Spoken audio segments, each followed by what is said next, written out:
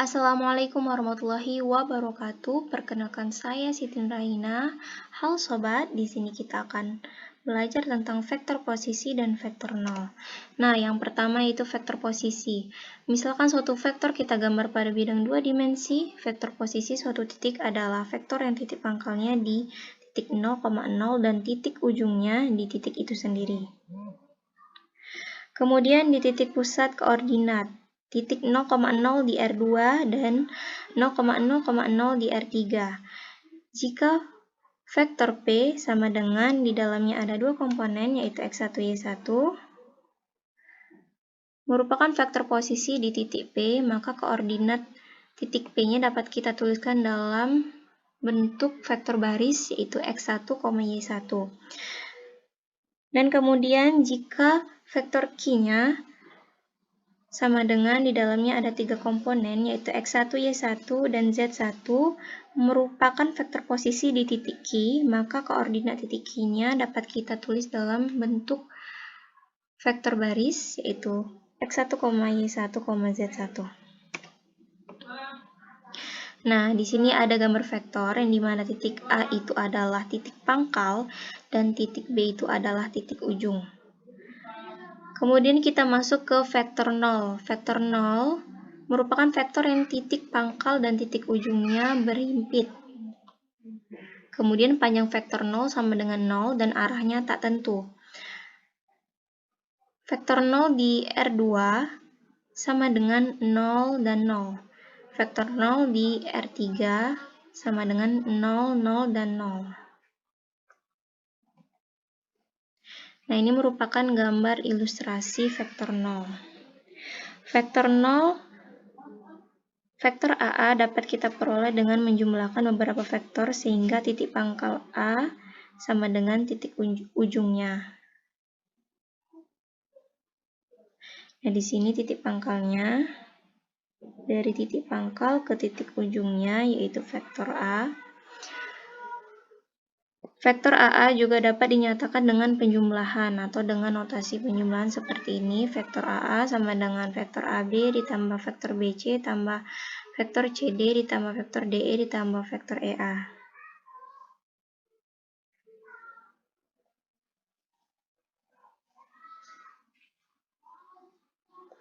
Nah, dari titik ujung vektor AB ke titik pangkal vektor EA.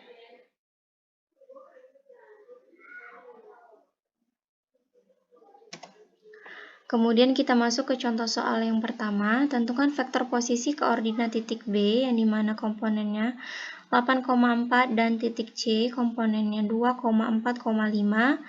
Penyelesaiannya, misalkan vektor posisi di titik B sama dengan vektor U dan di titik C sama dengan vektor V. Maka vektor posisi di titik B merupakan, dapat kita buat di sini, vektor posisi di titik B-nya yaitu vektor OB sama dengan vektor B dikurangi vektor O sama dengan komponen dari titik B-nya itu 84, maka kita buat 84 dikurang vektor O-nya yaitu 0 dan 0. 8 dikurangi 0 sama dengan 8, 4 dikurangi 0 sama dengan 4, maka hasilnya itu 8 dan 4. Kemudian kita mencari vektor, itu bukan vektor ya, tetapi vektor posisi di titik C, yaitu vektor OC sama dengan vektor C dikurangi vektor O, sama dengan vektor C-nya itu 2, 4, 5, dan vektor O-nya itu sama dengan 0, 0, dan 0. 2 dikurangi 0 sama dengan 2, 4 dikurangi 0 sama dengan 4, dan 5 dikurangi 0 sama dengan 5. Maka dapat hasilnya vektor posisi koordinat titik B dan titik C-nya. Kemudian kita masuk ke contoh soal yang kedua. Tentukan vektor 0 dari titik B yang dimana komponennya 4,6 dan di titik C yang komponennya 5,4,6. Penyelesaiannya yaitu vektor posisi di titik B dapat kita tulis vektor BB sama dengan vektor B dikurangi vektor B sama dengan 4, 6, dikurangi 4 dan 6, 4 dikurangi 4, 0, 6 dikurangi 6 sama dengan 0, jadi 0 dan 0. Kemudian kita mencari vektor posisi di titik C-nya, yang dimana vektor posisi di titik C dapat kita tulis, vektor CC sama dengan vektor C dikurangi C sama dengan nilai dari titik C-nya yaitu 5, 4, dan 6, maka kita tulis 5, 4, 6 dikurangi 5, 4, 6, 5 dikurangi 5 sama dengan 0, 4 dikurangi 4 sama dengan 0, dan 6 dikurangi 6 sama dengan 0.